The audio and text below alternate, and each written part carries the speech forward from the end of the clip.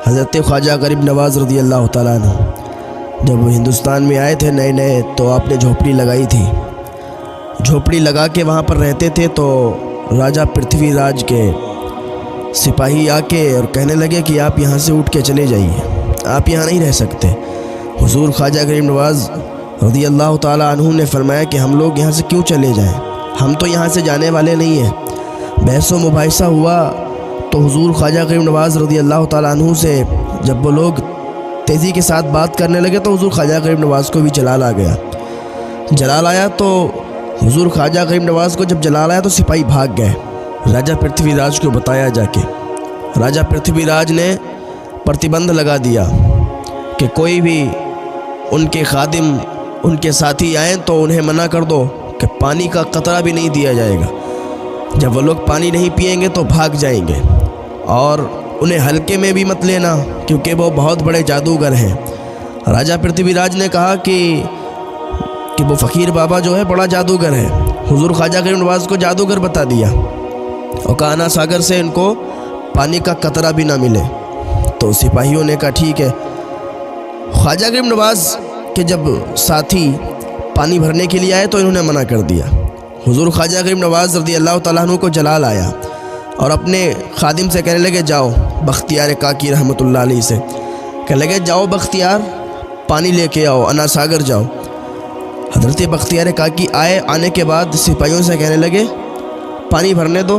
तो सिपाही कहने लगे देखो आखिरी बार ये हुक्म है राजा पृथ्वीराज का, आखिरी बार पानी भर लो, उसके बाद यहाँ पर पानी के लिए मत आना, पानी यहाँ से नहीं ले जा सकते। उन्होंने कहा ठीक है। उन्होंने पानी भरा, कटोरा भरा, और जैसे ही चलने लगे तो क्या देखते हैं कि जितना पानी था पूरा अना सागर उसी कटोरे में समा गया और पूरा तालाब सूख गया। जब राजा पृथ्वीराज के सिपाहियों ने ये कारनामा देखा कि पूरा का पूरा तालाब सूख गया, तो राजा पृथ्वीराज तक बात गई। राजा पृथ्वीराज ने कहा कि तुम उसे हल्के में मत लेना, वो बहुत बड़ा जादूगर है। हुज़ूर ख्वाजा गरीब नवाज़ को जादूगर बता दिया। यहाँ तक कि ये वाली खबर पूरे शहर में दौड़ गई। पूरे शहर वालों को मालूम चल गया कि फ़कीर बाबा आए हुए हैं। उन्होंने पानी में गया तो पूरा का पूरा पानी उनके कटोरे में समा गया। हज़रत ख्वाजा गरीब नवाज़ को इधर पता चला। राजा पृथ्वीराज ने और भी लोगों को बुलाया, मशवरा किया कि आखिर करें तो करें क्या, ये फ़कीर बाबा ने तो परेशान करके रख दिया है। तो उन लोगों ने मशवरा दिया कि तुम्हारी खैर इसी में है राजा पृथ्वीराज, तुम जाके उनसे माफ़ी मांग लो। उनसे माफ़ी मांगोगे, माफ़ कर देंगे और बात फाइनल हो जाएगी, और जैसे रह रहे थे वैसे ही फिर से रहने लगोगे तुम लोग। अगर तो कहा ठीक है, अगर ऐसी बात है तो हम लोग चल के माफ़ी मांग लेंगे। इधर ख्वाजा गरीब नवाज़ को इल्म हो गया, पता चल गया कि ये लोग सुधर गए। हुज़ूर ख्वाजा गरीब नवाज़ ने अपने खादिम को बुलाया, कहा बेटे बख्तियार इधर आओ, ये कटोरा जैसे तुम लाए थे ना वैसे ही लौट दो जाके। हुज़ूर ख्वाजा बख्तियार काकी आए और अना सागर में कटोरे को लौट दिया। वापस जब कटोरा अना सागर में पलटा तो जैसे कि सब पानी सूख गया था ना, कटोरा पलटने के बाद कटोरा जैसे ही पलटा तो पूरा का पूरा वो तालाब भर गया पानी से, और फिर आप वापस चले आए। तो इधर सिपाही कहने लगे ये तो बहुत बड़ा जादूगर है। राजा पृथ्वीराज भी कहने लगा बहुत बड़ा जादूगर है, अब जादू को जादू ही काटेगा। बड़े बड़े जादूगरों को बुलाया गया। किताब में लिखा है काफ़ी जादूगरों से हज़रत ख्वाजा गरीब नवाज़ का सामना करवाया, लेकिन एक बहुत बड़ा जादूगर था जिसका नाम था जोगी जयपाल। जोगी जयपाल को बुलाया गया। राजा पृथ्वीराज के आया तो राजा पृथ्वीराज ने कहा देखो भाई, एक फ़कीर बाबा आया हुआ है, बड़ा परेशान करके रखा है भाई, हमारे बगाने से भागता नहीं है, कभी तो पानी को अपने कटोरे में समवा लेता है, कभी तो कुछ कर देता है, कभी तो कुछ कर देता है, कभी ऊँट बैठ जाए तो वो उठते नहीं हैं। ये क्या मामला है भाई? राजा पृथ्वीराज ने इतना कहा तो जयपाल जोगी ने कहा कि सुनो राजा साहब, मैं बहुत बड़ा जादूगर हूँ, आज तक मेरे जादू के सामने कोई टिका नहीं है, आप क्यों परेशान खामा परेशान हो रहे हैं? आपने मुझे बुला लिया तो सब बात ख़त्म हो गई ना। इतने बड़े जादूगर को आपने बुला लिया है, आपके सामने मौजूद हूँ, कोई इशू नहीं है, कोई बात ही नहीं, कोई प्रॉब्लम आने वाली नहीं है। तो राजा पृथ्वीराज ने कहा ठीक है, अगर ऐसी बात है तो कहता इतना कॉन्फिडेंस से कि तो ठीक है करो सामना फिर। तो जोगी जयपाल ने जो है कहा कि देखो, राजा पृथ्वीराज से कहा कि सुनो, हम ऐसे ऐसे जादू करके दिखाएंगे ना, ऐसे ऐसे कारनामे करके दिखाएंगे कि फ़कीर बाबा भागने पर मजबूर हो जाएगा, उसके सिपाही भाग जाएंगे। कहा अच्छा तुम ऐसा क्या करोगे? कहा हम ऐसा करेंगे, हम तमाम सांप अजदहे बनाएंगे। अपने जादू के बलबूते पर अजदहों को तैयार करेंगे, सांपों को तैयार करेंगे। चारों तरफ से सांप फ़कीर बाबा के पास जाएंगे, उनके साथियों को और उनको डस लेंगे, डंक मार देंगे, यहाँ तक कि वो मर जाएंगे। तो राजा पृथ्वीराज ने कहा ये तो बहुत अच्छी तदबीर निकाली आपने, बहुत अच्छा सोचा आपने। चलो ठीक है, हम आपके इस काम की दाद देते हैं। ऐलान कर दिया गया कि एक जगह को साफ कर दिया जाए, वहाँ पर मुकाबला होने वाला है। जोगी जयपाल का मुकाबला फ़कीर बाबा के साथ होगा। लोग हुजूम दर हुजूम आ रहे थे, मजमा लग गया और वो मैदान में जोगी जयपाल भी चला गया। जोगी जयपाल ने अपना तिड़ी झाम रखा और रखने के बाद उसने कुछ जंतर मंतर लगाना शुरू किया, कुछ पढ़ा। पढ़ने के बाद क्या देखते हैं कि कई अजदहे निकल आए, कई सांप बन गए। उसने फिर जंतर मंतर लगाया तो वो सांप चारों तरफ से ख्वाजा गरीब नवाज़ की झोपड़ी के इर्द गिर्द चले गए। इधर हुजूर ख्वाजा गरीब नवाज़ को मालूम चला कि जोगी जयपाल आया है, अपने जादू से कारनामे दिखाएगा, ऐसा वैसा करेगा। तो हुजूर ख्वाजा गरीब नवाज़ ने अपने वही मुरीद को बुलाया, कहा बेटे बख्तियार इधर आओ, ज़रा बाहर निकल के आयतुल कुर्सी पढ़ के हिसार लगा दो, घेरा बांध दो। उन्होंने आयतुल कुर्सी पढ़ के और घेरा बांध दिया, हिसार लगा दिया। कहा अभी इसके अंदर कोई चीज़ नहीं आ सकती। इधर जोगी जयपाल ने अपना जंतर मंतर शुरू किया, उसने पढ़ा तो वो सांप अजदहे चारों तरफ से हुजूर ख्वाजा गरीब नवाज़ की झोपड़ी तक आ पहुँचे। लेकिन जैसे ही अंदर घुसना चाह रहे तो क्या देखा, वहाँ पर हिसार लगा हुआ है। सांप जैसे उसमें टच होता था मिट्टी बन जाता था, जैसे उसमें टच होता था मिट्टी बन जाता था। यहाँ तक कि जोगी जयपाल के जितने सांप आए थे ना, सारे के सारे मिट्टी बन गए। जोगी जयपाल ने देखा, हैरान रह गया, यार मैंने तो सांप बनाए, इतने मजबूत, इतने जहरीले सांप बनाए और ये मिट्टी बन गए। राजा पृथ्वीराज ने कहा भाई जोगी जयपाल, तुम तो कहते थे तुम बड़े जादूगर हो, तुमने बड़े कारनामे दिखाए और तुम्हारे सारे के सारे सांप ये तो मिट्टी बन गए। अगर लगे बादशाह चढ़ा, खामोश रहो ना तुम, मैं कर तो रहा हूँ इधर, अब मैं सोचने दो मुझे कि कैसे क्या हो गया। जब करीब जाके देखा तो सारे के साथ मिट्टी बने पड़े थे। कहा भाई राजा पृथ्वीराज, ये जो फ़कीर बाबा है ना, बड़ा पहुंचा हुआ इंसान है, ऐसे आसानी से ये नहीं जा सकता यहाँ से। कहा फिर क्या? कहा मैं ऐसी तदबीर लगाऊंगा ना जिससे ये हलाक हो जाएगा, यहीं पर अभी ख़त्म हो जाएगा। कहा अच्छा ऐसी क्या तदबीर, ऐसा क्या तुम सोच रहे हो, क्या करोगे? जयपाल जोगी बोला कि देखो मैं करूँगा एक अलग काम। का क्या करोगे? नीचे तो इन्होंने कुछ घेराबंद कर रखा है कि हमारा कोई जादू इन पर असर नहीं कर रहा, लेकिन ऊपर से थोड़ी ना है। अभी हम आसमान में आग बरसाएंगे, आसमान से अभी आग जलाएंगे और ऊपर से जब इनके ऊपर गिरेगी ना तो इनकी झोपड़ी ये सब जल के खाक हो जाएंगे। बादशाह ने जब इतना सुना, राजा पृथ्वीराज ने, तो बड़ा खुश हुआ और खुश होकर तालियां बजाने लगा, सारे लोग ताली बजाने लगे। इधर इसने कुछ जंतर मंतर पढ़ना शुरू किया और पढ़ने के बाद क्या देखता है कि आग नमूदार हुई, आग जलने लगी।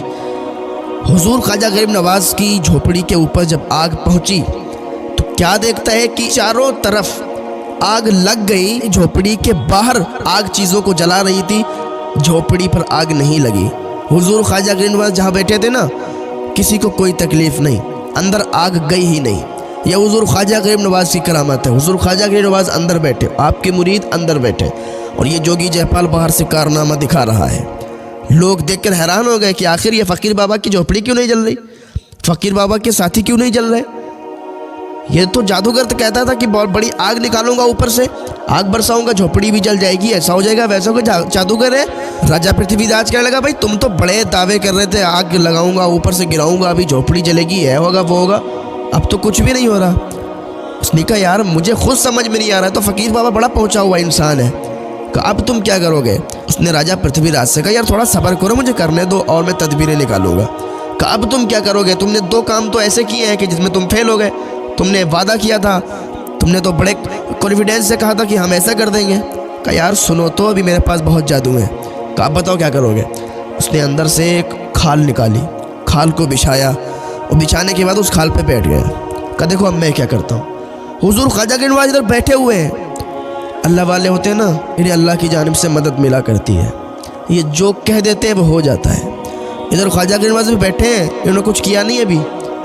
अब क्या करता है जयपाल जादूगर, उसने एक खाल को बिछाया, खाल को बिछाने के बाद उस पर बैठ गया और जब बैठा जंतर मंतर लगाए, क्या देखता है हवा में उड़ने लगा। जब हवा में उड़ने लगा तो लोग ताली बजाने लगे, राजा पृथ्वीराज भी ताली बजाने लगा।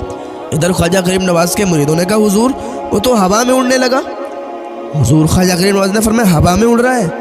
कहा अच्छा, आपकी जूतियाँ मुबारक रखी हुई थी, लकड़ी की जूती कितनी मजबूत होती है आप समझ सकते हो, किसी एक के पड़ जाए ना तो चांद गंजी हो जाएगी। लकड़ी की जूतियाँ थी हुजूर ख्वाजा गरीब नवाज की जूतियाँ। आपने उनको उठाया, उठाने के बाद हवा में उड़ाया, वो जूतियाँ हवा में उड़ने लगी। जहाँ पर जादूगर जयपाल जोगी उड़ रहा था ना, वहीं पर वो जूतियाँ पहुँच गईं और उसकी चांद पर पड़ने लगी। उसके सर पर वो जूतियाँ मारना शुरू कर देती हैं। जो ही जूती लगती है वो हुजूर ख्वाजा गरीब नवाज को याद करता है, हुजूर माफ़ फरमाइए, फ़कीर बाबा मुझे माफ़ फरमा दीजिए, मेरी गलती हुई, अब मैं कोई जादू नहीं दिखाऊंगा, मुझे माफ़ फरमा दो। हुजूर ख्वाजा गरीब नवाज फरमाते माफ़ कर दो, अभी तो बड़े बड़े जादू दिखा रहा था, आग को बरसा रहा था, सांपों को छोड़ रहा था, हवा में उड़ गया, अब माफ़ी किस चीज़ की? कहा हुजूर माफ़ कर दो वरना मर जाऊँगा, आपकी जूती है, मुझे मेरी जान ले लेंगे। तो हुजूर ख्वाजा गरीब नवाज ने फरमाया ठीक है, उसे माफ़ कर दिया। तो वो आके कदमों में गिर के कलमा पढ़ के मुसलमान हुआ। कहने लगा हुजूर आज से आपका दीवाना हूँ, आज से बस अपने साथ रख लीजिए। राजा पृथ्वीराज देख के ये बड़ा हैरान हो गया कि यार जिसको मैंने बुलाया था वही उसका हो गया।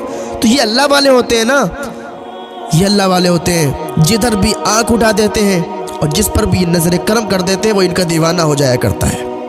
अल्लाह ताला की तरफ से इन्हें ये ताकत अता होती है, ये जो कहते हैं वो हो जाता है। तो अल्लाह की बारगाह में दुआ करें, नेक अमल किया करें, अल्लाह ताला हमें हिदायत की तौफीक अता फ़रमाए, अल्लाह हमें नेक अमल करने की तौफीक अता फ़रमाए। रमज़ान शरीफ का महीना चल रहा है, हमें तो नमाज़ें पढ़ने की भी फ़ुर्सत नहीं, हमें तो रोज़ा रखने की भी फ़ुर्सत नहीं, नेक अमल करने की भी फ़ुर्सत नहीं है। फिर हम कहते हैं हमारी दुआएँ भी कबूल नहीं होती, हमारा कोई काम भी नहीं बनता। ये अल्लाह वाले हैं जो पूरी ज़िंदगी को अल्लाह के लिए सर्फ कर देते हैं, पूरी ज़िंदगी को अल्लाह के लिए लगा देते हैं। आज हम नमाज़ें नहीं पढ़ पा रहे हैं, हम मस्जिदों में आ नहीं पा रहे हैं। मस्जिदें तो हमने बना ली हैं, अगर कोई मस्जिद की तामीर होती है तो आदमी चंदा तो बड़ा आराम से दे देता है, लेकिन आबाद करना भी सीखो ना भाई। मस्जिद तो बना ली पल भर में, ईमान की हरारत वालों ने, मन अपना पुराना पापी है, बरसों पे नमाजी बन ना सका है। भाई यार नमाज़ पढ़ो आके ना, मस्जिद आपने बनाई आबाद करो। सिर्फ शो के लिए मस्जिदें नहीं बनाई जाती हैं, मस्जिदें बनाई जाती हैं नमाज अदा करने के लिए, इबादत करने के लिए। तो जिसलिए हमने ये मस्जिदें बनाई हैं उसको आबाद करो, आके तिलावतें करो, नमाज़ पढ़ो। अल्लाह ताला हमें नमाज़ पढ़ने की तौफीक अता फ़रमाए, अल्लाह ताला हमें वलियों से मोहब्बत करने की तौफीक अता फ़रमाए।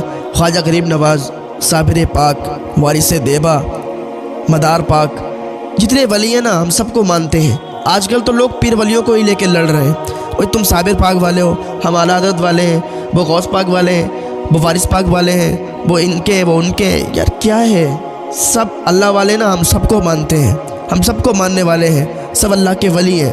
ख्वाजा गरीब नवाज़, साबिर पाक, वारिस देबा, आला हज़रत, हम सबको मानने वाले हैं अल्हम्दुलिल्लाह। अल्लाह का शुक्र है कि नेक अमल करो, नमाज़ें पढ़ो।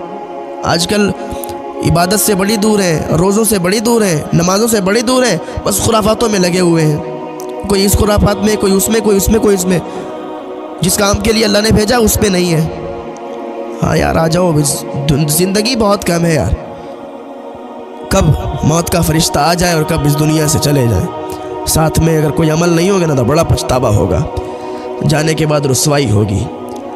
जब हम जाएंगे हमारे पास अगर कुछ अमल होंगे ना नेक हमने किए होंगे तो हमें फिर खुशी होगी। और कब्र में जब मुस्तफ़ा का दीदार कराया जाएगा ना तो हुजूर को बड़े फ़ख्र से चेहरा दिखाएंगे, हुजूर की ज़ियारत करेंगे। अब पास कुछ होगा नहीं, कोई अमल नहीं होगा तो ना हुजूर को कैसे चेहरा दिखाएंगे। अल्लाह की बारगाह में आ जाए यार, अल्लाह पाक हमें नेक अमल की तौफीक अता फरमाए।